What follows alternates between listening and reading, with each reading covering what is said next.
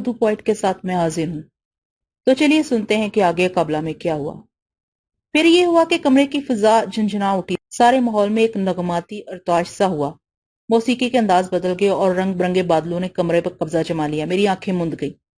جب مجھے اس کے لطیف بدن کی خوشبو کا احساس ہوا تو میں نے آنکھیں کھولی۔ اس کا تہ زمین پر اتر چکا تھا اور بادل اس کے چہرے سے ہٹ رہے تھے۔ اس ابر آلود مطلع سے وہ مہتاب طلوع ہوا تو میں دیکھتا رہ گیا۔ میں چند لمحوں کے لیے بالکل گنگ ہو گیا۔ وہ قابلہ تھی، تاریخ براعظم کی حکمراں۔ اس کی دراز زلفیں شانوں سے جھول کے کمر تک آ گئی تھیں۔ کسی مقناطیس کی طرح اس کی آنکھوں میں کشش تھی۔ وہ سرتپا عریاں تھی۔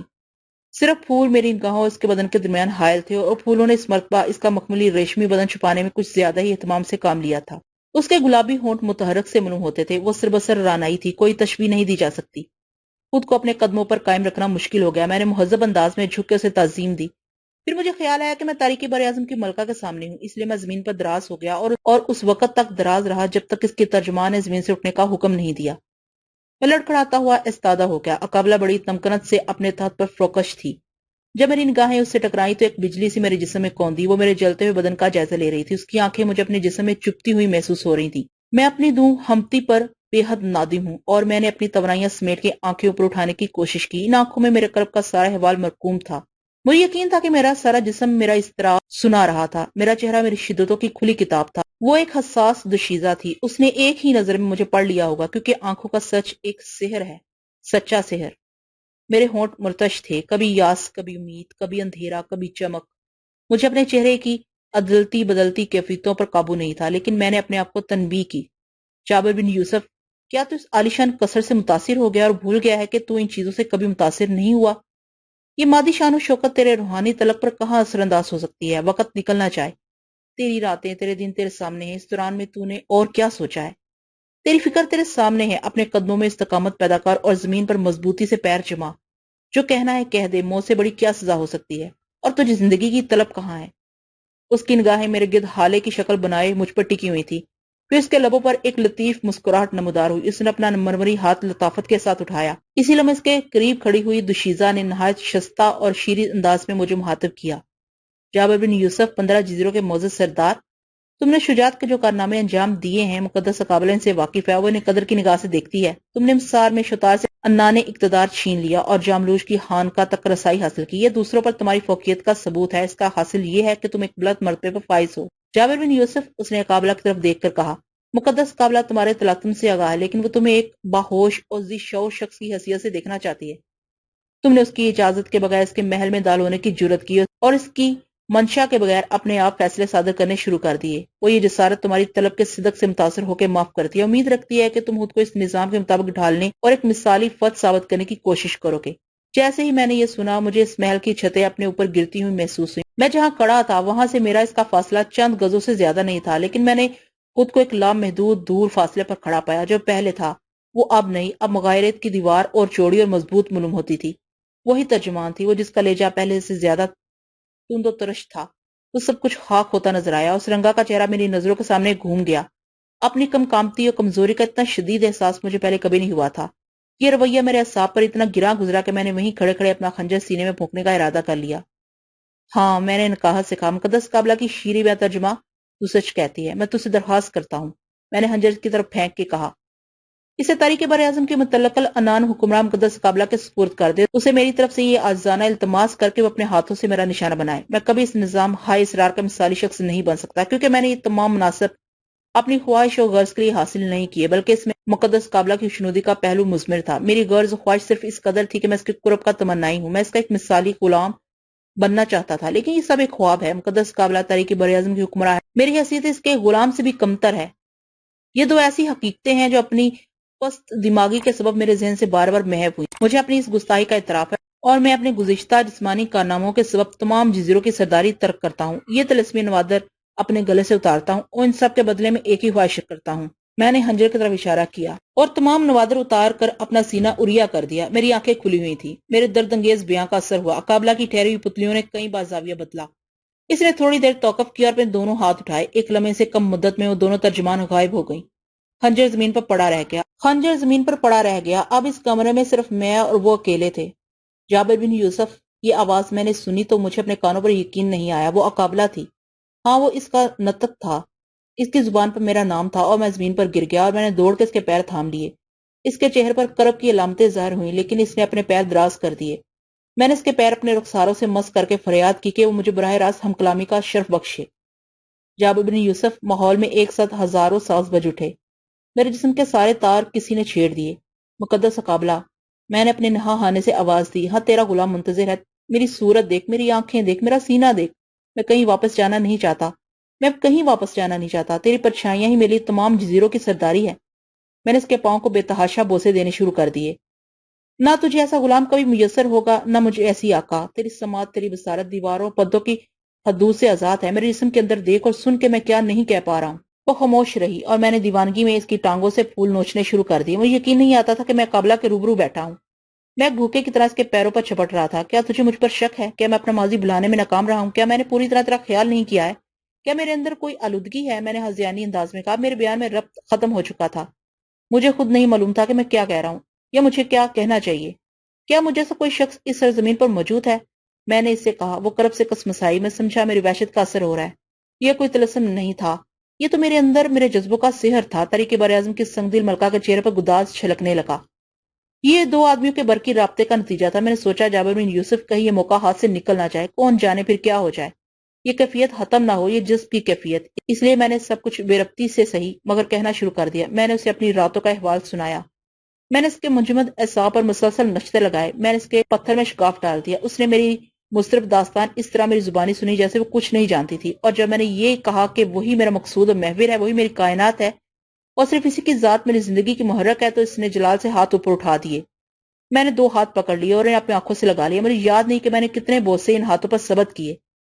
میں نے سنا ہے تم انگروما کے باغیوں سے پریشان ہو، مجھے حکم دو، میں تاریخ براعظم کے تمام عالموں کو اکٹھا کر کے انگروما کو نست و نابود کر دوں۔ اس کے بعد تم مجھے اپنے قصر میں اپنے پہلو میں جگہ دینے کے لیے دیوتاؤں کو آمادہ کر سکو، ان عالموں کو بتا سکو کہ میں نے تاریخ براعظم میں سب سے بڑا کارنامہ انجام دیا، سو میں ہی تمہارے قرب کا مستحق ہوں۔ مجھ پر ایسی نوازشیں کرو کہ میں ان سب سے ممتاز ہو جاؤں اور تمہارے نزدیک سر اٹھانے کی جرت کر سکوں۔ میں نے اس کے تاثر کے لیے نظر اٹھا کے دیکھا۔ اس کا بدن اتنے قریب، کس کا بدن اقابلہ کا سراپا کون سوچ سکتا تھا؟ تو گویا وہ میرے متعلق سوچتی رہی تھی، تو گویا اسے میرے جذبات کا پورا احساس تھا، تو گویا اس کے اندر کی عورت پوری طرح شاداب و جوان ہے۔ میں اسے اتنے قریب دیکھ کر بہکنے لگا، میرے ہاتھ، میرے اعصاب، میرے حواس بہکنے لگے۔ وہ ایک ملکہ ہے۔ کون ملکہ؟ ایک عظیم، وسیع اور عریض پراسرار سلطنت کی ملکہ۔ میں سب کچھ بھول گیا۔ میرے سامنے تو ایک عطر بار دوشیزہ تھی جو کائنات میں سب سے حسین تھی۔ دنیا کی کوئی حسین ترین صورت اس کا اشر اشیر بھی نہیں تھی۔ میں نے اس کے خواب دیکھے تھے، اب میرے خوابوں کی تعبیر میرے سامنے تھی۔ رنگ و نکھت کا ایک خزانہ میرے ہاتھوں میں تھا۔ نہ ماضی کی فکر تھی، نہ فردہ کا ہوش تھا۔ میں اقابلہ کے پاس تھا، میں اقابلہ سے ہم کلام تھا۔ تاریخ براعظم میں اس سے بڑی معراج کیا تھی؟ جابر بن یوسف، اس کی کرب انگیز چیخ سنائی دی۔ اسے میرے ہاتھ جھٹک دیے، اس کا بدن لرزنے لگا، اس کی آنکھوں میں آگ ابلنے لگی۔ میں نے وحشت میں اسے ہماغوش کرنا چاہا، لیکن یہ سعادت حاصل کرنے میں ناکام رہا۔ ماحول کی موسیقی نے اچانک چیخ کر دم توڑ دیا، روشنیاں ٹمٹمانے لگی اور فضا میں ملک بادلوں کا رنگ سرخ ہو گیا۔ وقتاً اقابلہ اپنے تخت پر کھڑی ہو گئی۔ اس نے سرسیمگی سے ایک نگاہ مجھ پر ڈالی۔ میں نے منظر کی اس اچانک تبدیلی سے پاگل ہو کے اس کا پیر پکڑ لیا۔ اس نے مجھے دور دھکیل دیا۔ میں نے اٹھنا چاہا مگر میرے وجود نے میرے ارادے کو شکست دے دی۔ کمرے میں چیخیں گونج رہی تھیں، چیخیں۔ میں نے انہیں پہچاننے کی کوشش کی۔ یہ تو جاملوش کی مخصوص چیخ تھی جو میں نے اس کی خانقاہ میں اس کے منہ سے سنی تھی۔ جاملوش کی چیخیں؟ اقابلہ کی بارگاہ خاص میں ساحر اعظم جاملوش کی اچانک چیخوں کا کیا مطلب تھا، اور اقابلہ کی حالت غیر کیوں ہو گئی تھی؟ کیا میں کوئی نحوست تھا جس کا جاملوش نے بروقت مداخلت کر کے تدارک کرنے کی کوشش کی تھی؟ ایوان میں لہراتے بادلوں کا رنگ سرخ ہو چکا تھا۔ لطف و انصبات کی موسیقی سوز و گداز میں ڈوب چکی تھی۔ میں مرمری فرش پر بے حس و حرکت پڑا ان حیرت انگیز آوازوں پر غور کر رہا تھا، مظاہر کے مفاہیم سمجھنے کی ناکام کوشش کر رہا تھا۔ تاریخ براعظم کی پرجلال ملکہ اقابلہ ہذیانی انداز میں کھڑی ہو گئی تھی۔ اس کے بدن کے پھول، وہ پھول جو میں نے نوچے تھے، فرش پر بکھرے ہوئے تھے۔ اس کی نگاہیں چھت کی طرف مرکوز ہو گئی تھیں اور اس کے بدن کی چاندنی ان درزوں سے باہر جھانک رہی تھی جہاں وحشت میں میرے ہاتھوں نے جسارت کی تھی، میری نگاہیں شوق نے جہاں کے بوسے لیے تھے۔ لمحوں میں یہ حسین خواب منتشر ہو گیا تھا۔ اب یہ اس کا دوسرا منظر تھا۔ میری رگوں سے سارا تناؤ کسی نے کھینچ لیا تھا، جسم کی تمام طاقت زائل ہو چکی تھی۔ میں اٹھنے اور فریاد کرنے کی قوت سے محروم ہو چکا تھا۔ اچانک اقابلہ نے اپنے سر کے بال نوچنے شروع کر دی۔ اس کا سارا وجود لرزنے لگا۔ اس نے کسی نامعلوم زبان میں چیختے ہوئے چند الفاظ ادا کیے۔ اس کے لہجے سے شدید کرب کا اظہار ہو رہا تھا۔ یہ ایوان خاص جہاں ابھی ابھی مشام جاں معطر کرتی ہوئی ہوائیں اڑی اڑی پھرتی تھی، اب یہاں سانس لینے میں بھی دقت ہوتی تھی۔ ندیدہ طاقتوں کے اس خلفشار نے ہواؤں کے تمام دریچے، تمام روزن بند کر دیے تھے۔ ایک ہیبت ناک سرمئی اندھیرے نے سب کچھ نگل لیا۔ سارے ماحول پر حبس مسلط ہو چکا تھا۔ میں اسی کا چہرہ دیکھ رہا تھا۔ اس کی قوت گویائی بحال تھی، مگر میں اپنی سماعت و بصیرت کی بحالی کے باوجود کسی عمل کے اظہار سے قاصر تھا۔ وہ فضا میں ہاتھ بلند کیے مقدس روحوں سے فریاد کنا تھیں اور جاملوش کے نالے ایوان میں مسلسل گونج رہے تھے۔ ایسا معلوم ہوتا تھا جیسے در و دیوار پر گریا تاری ہو۔ یہ شور، یہ ماتم اتنا روح فرسا تھا کہ اقابلہ نے اپنے حسین ہاتھ کانوں پر رکھ لیے اور نڈھال ہو کر بیٹھ گئی۔ جابر بن یوسف، اس کی لرزتی ہوئی آواز بلند ہوئی جیسے وہ کسی کنویں سے بول رہی ہو۔ میں نے جواب دینے کے لیے لب کھولنے چاہے، مگر میرے حلق نے ساتھ نہیں دیا۔ میں تمام تر شوق سے اس کی زبانی کچھ سننے کے لیے مضطرب رہا۔ کاش میں چیخ سکتا۔ کہو کہو، آگے کہو۔ اس نے کچھ نہیں کہا، صرف میرا نام اس کی زبان پر آیا اور جھٹلاہٹ میں اس نے سر جھٹکا۔ اس کی دراز زلفیں چہرے پر پھیل گئیں، روشنی کا وہ ٹکڑا اندھیروں میں چھپ گیا۔ چشم و زن میں سرخ بادلوں کا ایک غول اس کے سراپا پر محیط ہو گیا اور دیکھتے ہی دیکھتے اسے میری نگاہوں سے اچھل کر گیا۔ اس کے معدوم ہوتے ہی ایوان میں ہولناک چیخیں بند ہو گئیں اور قبروں کی خاموشی چھا گئی۔ میرے ہاتھ پیروں میں کوئی زنجیر نہیں تھی، مگر میں سرتپا مقید تھا۔ یہ زنجیریں خود بخود ٹوٹ گئی۔ میں نے حیرانی سے آنکھیں پھاڑ پھاڑ کے دیکھا۔ میں اب حرکت کر سکتا تھا، چونکہ وہاں اب میرے دیکھنے کے لیے کچھ نہیں رہ گیا تھا۔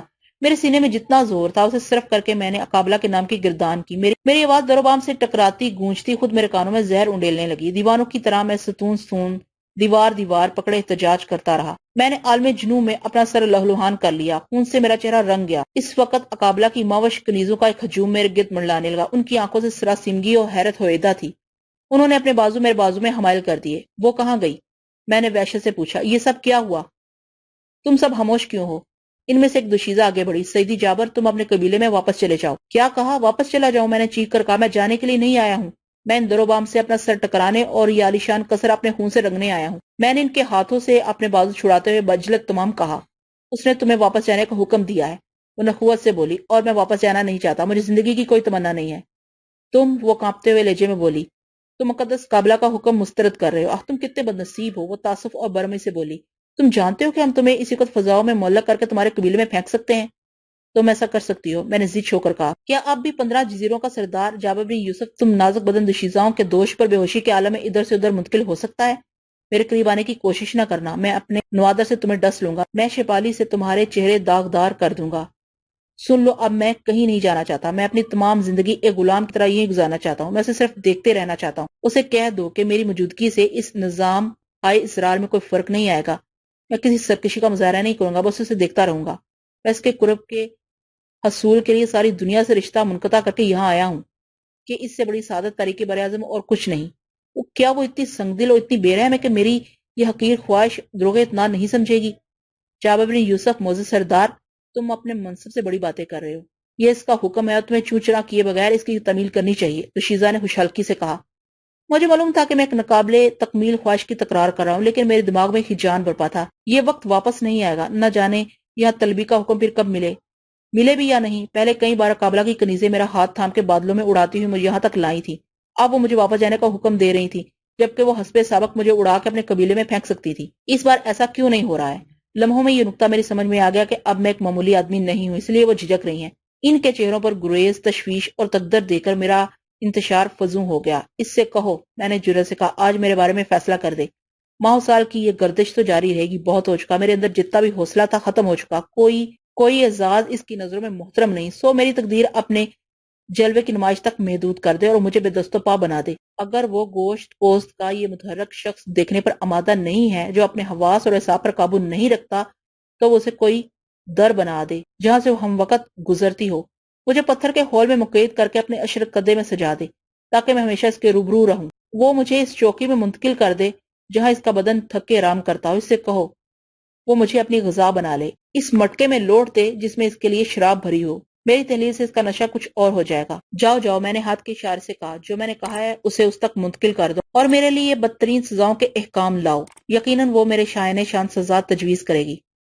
میں نے اتنے بہت سے راستے بتائے ہیں، اس سے پوچھ کے میرے بارے میں جلد از جلد کوئی فیصلہ کر دو۔ میں انتظار کر رہا ہوں۔ سیدی جابر، تمہاری ذمہ داریاں کچھ اور ہیں، آؤ ہمارے ساتھ چلو، ہم تمہیں اس قصر سے باہر چھوڑاتے ہیں۔ دوشیزہ نے نرمی سے کہا، تم اپنا وقت ضائع کر رہی ہو، میں یہی پڑا رہوں گا۔ میں اپنی ذمہ داری پہچانتا ہوں، جزیروں قبیلوں کی سرداری، یہ سب کس لیے حاصل کیا تھا؟ کیا ان سیاہ فام عورتوں کے لیے، ان غلاموں کے لیے؟ وہ جانتی ہے وہ سب میری نظروں میں کیا وقت رکھتے ہیں۔ میں یہی رہوں گا، کسی بھی حیت میں نے پرعزم لہجے میں کہا اور ستون سے چمٹ گیا۔ وہ میری ضد سے متاثر ہو کر ایک دوسرے کا چہرہ تکنے لگی۔ دیوتا تمہاری رہبری کریں جابر بن یوسف، تم ایک بدترین غلطی کے مرتکب ہو رہے ہو۔ تم یہاں ایک انہونی بات کی خواہش کرو، چونکہ تمہیں اس حکم کا جواز بتانے کی ضرورت نہیں، اس لیے مزید گفتگو کی اور اقرا کے بغیر ہمارے ساتھ چلو۔ کیا تمہیں کسی مشروب کی ضرورت ہے؟ نہیں، میں نے جلا کر کہا، میں نے ابھی ابھی اس کے جمال کا مشروب نوش کیا ہے، اب کسی اور شربت کی ضرورت نہیں رہی۔ میری یہ کیفیت محض اسی سبب سے ہے، یہ مذاق بند ہو جانا چاہیے، میں نے چیختے ہوئے کہا۔ ان کی آنکھوں میں خوف اتر آیا، چہروں پر زردی چھانے لگی، وہ جھجری لے کر ایک ساتھ اپنے ہاتھ پست کی جانب لے کر جھک گئیں اور انہوں نے زیر القابلہ کے نام کا ورد کیا۔ ان لرزیدہ آوازوں میں ہیبت بھی تھی، سوز بھی شامل تھا۔ میں ستون سے چمٹا ہوا اپنی جگہ مستعد کھڑا تھا۔ جب انہوں نے اپنا رخ بدلا اور دوبارہ میری طرف رجوع ہوئی تو مجھے پہلی بار اپنے اعصاب میں ہنکی کا احساس ہوا۔ ان کے ہاتھوں میں بلوری جام تھے، ان کے چہروں پر سرخی لہرانے لگی تھی، وہ سب دوبارہ میری طرف متوجہ ہو گئی۔ ان کی شعلہ ور آنکھیں مجھے اپنے جسم میں کانٹوں کی طرح چبھتی ہوئی محسوس ہوئیں۔ میں نے غیر ارادی طور پر جارا کاکا کی کھوپڑی اور اپنے دوسرے نوادر دونوں ہاتھوں سے سمیٹ لیے۔ مقدس جاملوش تیرے لیے، میں نے بلند آواز میں کہا، میری طلب میں کوئی خامی نہیں ہے، تیرا غلام سینہ سپر ہے یہ کھیل ختم کرنے کے لیے، تیرے لیے۔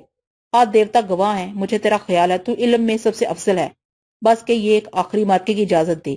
یہ کہتے ہوئے میں نے شپالی گھمائی، شپالی سے چنگاریاں پھوٹنے لگی۔ میں نے اپنے دونوں ہاتھ اس طرح پھیلا دیے کہ اب میری طرف بڑھتی ہوئی دوشیزاؤں کا سحر کاریگر نہیں ہو سکتا تھا، لیکن یہ میری خام خیالی تھی۔ انہوں نے جام اپنے حلق میں انڈیل لیے تھے، ان کے تیور بدل گئے۔ میں شپالی ان کی طرف پھینکنے سے گریز ہی میں رہا کہ مجھ پر فقطن غنودگی کا غلبہ ہوا۔ میری گردن اچانک لڑک گئی اور جسم بے طرح ٹوٹنے لگا۔ ایک دوشیزہ نے اشتعال سے میرا ہاتھ پکڑا، پھر میں صرف اس قدر دیکھ سکا کہ میرے ارد گرد بادل اڑ رہے ہیں اور میرے پیر زمین سے اٹھ چکے ہیں۔ پھر مجھے کچھ ہوش نہیں رہا، میرے چہرے پر چیونٹے سفر کر رہے تھے۔ جب میری آنکھ کھلی تو وہاں کچھ نہیں تھا، میں جنگل میں ایک درخت کے نیچے بے بسی سے پڑا ہوا تھا۔ ارد گرد پرندوں اور درندوں کا شور و غل تھا، یہ سب میرا منہ چڑھا رہے تھے، جابر بن یوسف کا مذاق اڑا رہے تھے۔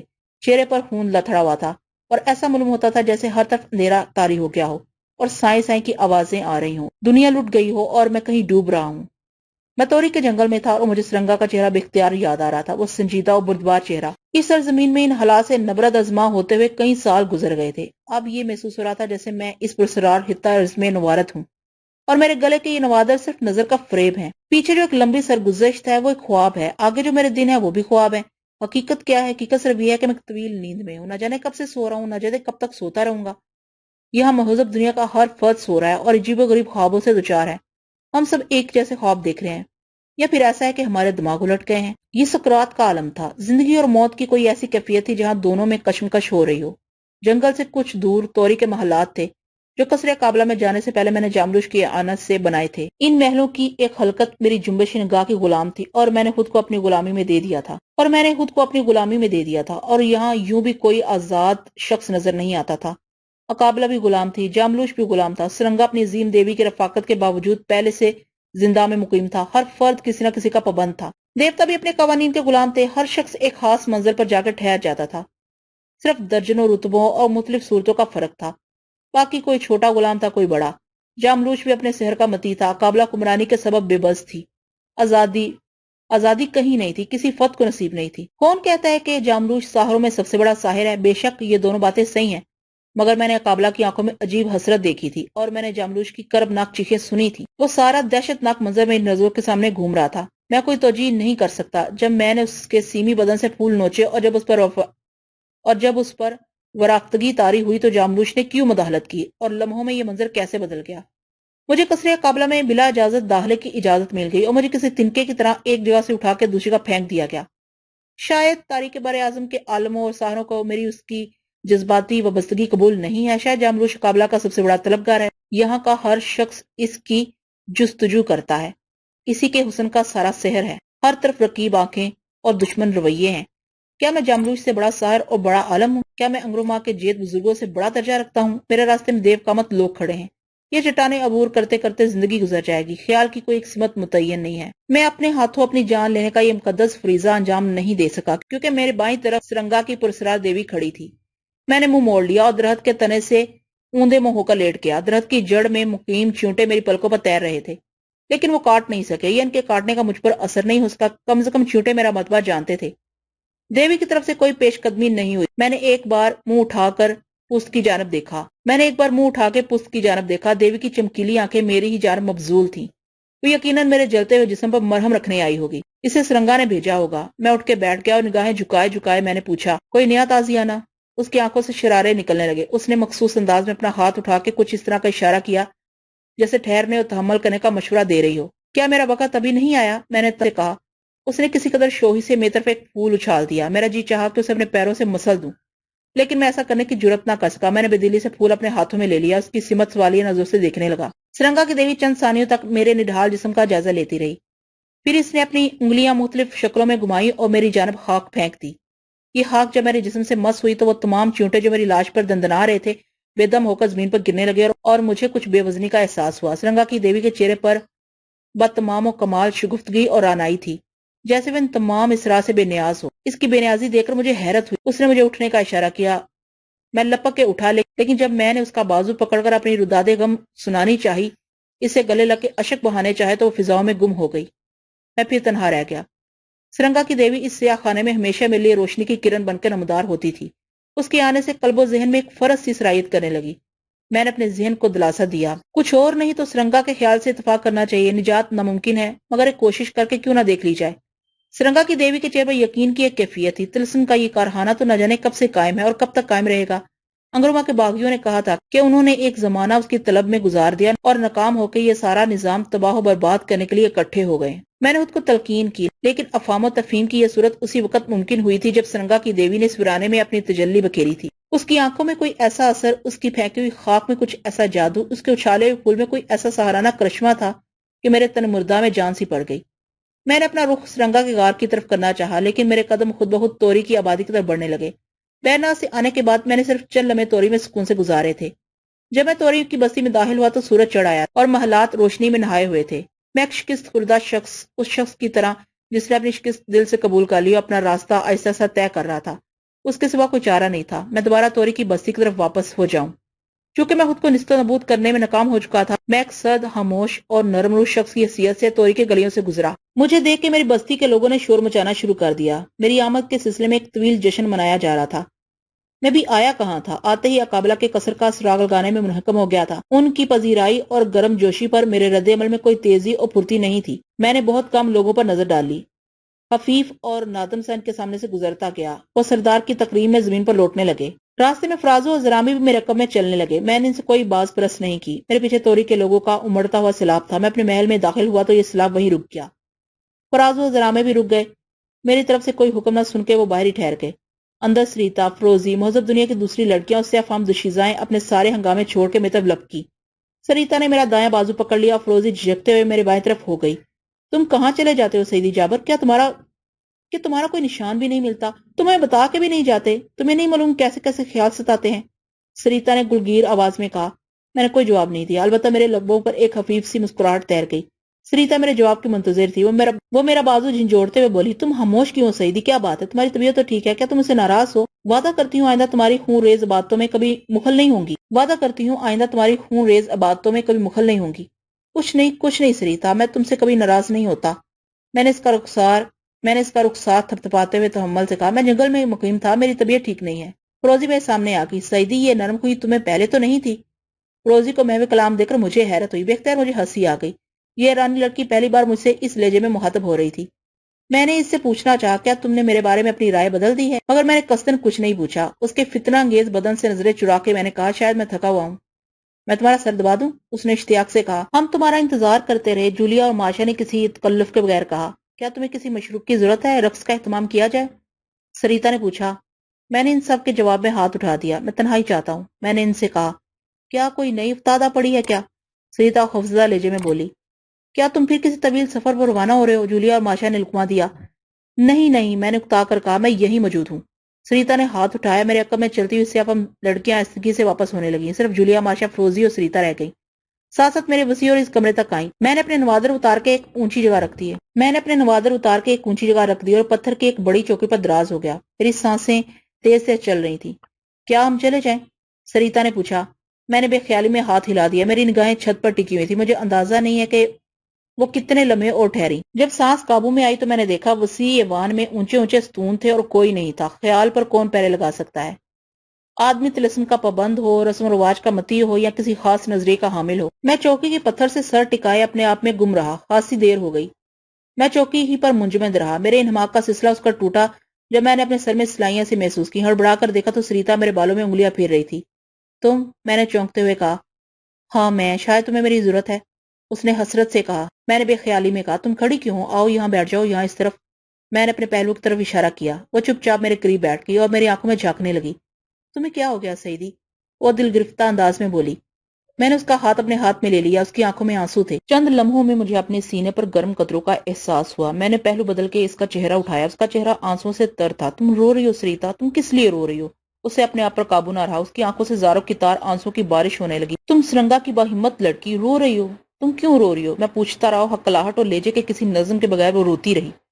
پھر میں نے اس کا چہرہ قریب کیا، آنسوں سے اس کے رخسار تربتر تھے۔ میں نے ان قطروں سے اپنی تشنہ زبان تر کرنی شروع کر دی۔ میں نے اس کے تمام آنسو پی لیے۔ جاؤ، میں نے بمشکل تمام کہا، میں اب اداس نہیں ہوں گا۔ زندگی بھی یہاں جس طرح گزرے گی گزر جائے گی، کسی امید پر، کسی آرزو کی ضرورت ہی کیا ہے؟ جو ہمیں دیا گیا ہے وہ بھی کچھ کم نہیں ہے۔ یہ سب کب ختم ہوگا؟ وہ ہچکیوں سے بولی۔ کون جانے، میں نے اداسی سے کہا، کس سے معلوم ہے؟ کیا یہ سب کچھ اسی طرح قائم رہے گا؟ بظاہر ممکن ہے کوئی تبدیلی آ جائے، کوئی معجزہ رونما ہو جائے، ہو سکتا ہے تم کبھی اپنا وطن اپنے چہرے دیکھ سکو، مگر میں کہتا ہوں یہ امید ہی سہانے روح ہے۔ میرا باپ کس امید پر زندہ ہے؟ اسے اب مر جانا چاہیے۔ اوہ، میں نے اس کا چہرہ سختی سے تھامتے ہوئے کہا، وہ صرف تمہارے لیے زندہ، اس کا یقین اسے زندہ رکھے ہوئے ہے۔ نہ جانے وہ کون سا بدنصیب دن تھا جب ہم نے افریقہ کے اس علاقے کا رخ کیا تھا۔ یہ میرے باپ کے دماغ کا فطور تھا۔ وہ اس بات پر خوش تھا کہ وہ نادیدہ دنیا میں جا رہا ہے۔ سریتا رقت انگیز لہجے میں بولی، خاموش ہو جاؤ، ایسی باتیں تمہارے منہ پر سچتی نہیں ہے۔ تمہارا حسن، تمہاری متانت و سنجیدگی میں ہے، وہ وقار جو تمہارے ہر انداز میں ہے۔ فرض کرو ایسی کوئی مصیبت تم پر مہذب دنیا میں آ جاتی تو معذور ہو جاتی۔ کاش اس کے بدلے ایسا ہو جاتا۔ تم ایسی باتیں کرو گی تو میرے آنسو بھی نکل آئیں گے، اور میں یہاں نہ جانے کتنے سمندر اپنی آنکھوں میں روکے ہوئے ہوں۔ تم بھی رو، خوب رو، میں تمہارے سارے آنسو پی جاؤں گی۔ شدت جذبات سے اس کا گلا رند گیا۔ سعیدی، وہ سرگوشی میں بولی، کیا تمہیں یقین ہے کہ اب نجات ممکن نہیں ہے؟ میں نے جواب دینے کی بجائے اپنی انگلیوں سے چوکی کے گرد ایک حالہ بنایا اور آہستگی سے کہا، ہاں سریتا، یہ میرا یقین ہے، ہم کبھی واپس نہیں جائیں گے۔ اس نے تصدیق چاہی۔ یہاں تمہارا زندہ رہنا اور اپنی عزت کے ساتھ زندہ رہنا معجزہ ہے۔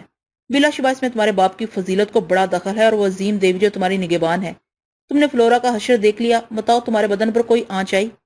مگر اس زندگی سے موت اچھی ہے۔ یہ برہنگی، یہ وحشیانہ توار، یہ رنگے ہوئے چہرے، کیا ہمیں کبھی مرنا نہیں ہے؟ کیا مطلب؟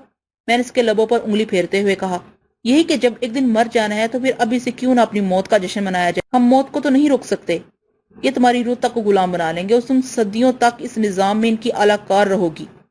یہ سب کیا ہے سعیدی؟ وہ وحشت میں بولی۔ یہ نہ جانے کیا ہے، ہم کہاں ہیں، کون سے زمانے میں ہیں، ہم ماضی میں سفر کر رہے ہیں یا مستقبل کی کوئی زندگی ہے، کچھ پتا نہیں۔ میں ابھی تک ایک جاہل شخص ہوں، جو باتیں میں نے جانی ہیں انہوں نے میرا ذہن اور الجھا دیا ہے۔ میں تمہارے سامنے کوئی تشریح نہیں کر سکتا ہوں۔ تمہارا محترم باپ سرنگا جانتا ہے، ممکن ہے وہ کس دن کوئی مزدہ سنا دے، کیونکہ اس کے پاس ایک بڑی طاقت والی عورت ہے۔ وہ دیوی ہے، سریتا احترام سے بولی۔ دیوی؟ میں نے اس بات میں سر ہلایا۔ سعیدی جابر، ایک بات کہوں؟ سریتا نے اپنا چہرہ میرے ہاتھوں سے آزاد کراتے ہوئے کہا۔ کہو، میں نے سادگی سے کہا۔ اگر مجھے تم سے کچھ کہنے کا اختیار ہے تو مجھے کہہ دینا چاہیے۔ تمہیں پورا اختیار ہے، میں نے گرم جوشی سے کہا۔ تم اپنے یہ وحشیانہ توار بدل لو، وہ جھجکتے ہوئے بولی۔ یہ قتل و غارت گری، یہ خون ریزی، نوجوان لڑکیوں کے سینے میں بے دریغ چھرا کھونپ دینا، آگ جلا کر ان کی لاش سرد کرنا، خون پینا، یہ درندگی، صفاقی، تمہارے چہرے جسم و ماضی مطابقت نہیں رکھتی۔ یہ عبادت ہے، یہاں یہی کیا جاتا ہے۔ جارا کاکا کی مقدس روح انہی قربانیوں سے خوش ہوتی ہے۔ اگر تمہیں یہاں رہنا ہے تو یہاں کے طور طریق سے منکر کیسے ہو سکتی ہو؟ میری فتح یہی ہے کہ میں نے ہر معاملے میں پیش قدمی کی ہے، پھر بھی تم اعتدال کا رویہ ضرور برقرار رکھ سکتے ہو۔ تمہارا مطلب ہے کہ تشدد تمہیں سخت ناپسند ہے؟ میں نے شوخی سے کہا۔ وہ میری بات سمجھ گئی اور شرما گئی۔ تم پر شدید قسم کا تشدد کرنے کو جی چاہتا ہے۔ اس کی نظریں نہیں اٹھی، اس کے منہ پر خاموشی کا پہرا لگ گیا۔ کیا سوچ رہی ہو؟ میں نے اس کے کان پکڑتے ہوئے کہا۔ کچھ نہیں۔ وہ ایک دم کھڑی ہو گئی۔ مجھے خوشی ہے کہ تمہاری اداسی دور ہوگی۔ کیا میں تمہارے لیے کوئی کنیز بھیجوں یا جسے تم کہو؟ اس نے مشکل سے یہ الفاظ ادا کیے۔ میں اس چاشنی امیز طنز سے دوہرا ہو گیا۔ نہیں، تم مجھ سے باتیں کرتی رہو۔ میں نے اس کی زلفیں کھینچ لیں۔ سعیدی، وہ برخیال لہجے میں بولی، تم ایک بہت بڑے جادوگر ہو گئے ہو۔ میں سمجھتی ہوں کہ تم نے یہاں کے حیرت انگیز مظاہر سے متاثر ہو کر نجات کی کوششیں ترک کر دی ہیں۔ اگر تم دوبارہ اس جستجو میں رہو تو… میں نے اس کی بات کاٹ دی۔ تم سرنگا کے لہجے میں بات کر رہی ہو؟ ہاں، ہم سب مہذب دنیا کے لوگوں کا ایک ہی لہجہ ہے، ہم سب کا ایک ہی مقصد ہے۔ تم جیسے جرری باحوصلہ شخص کا یہ مقصد نہیں رہا۔ نہ جانے تم کس خیال میں ہو۔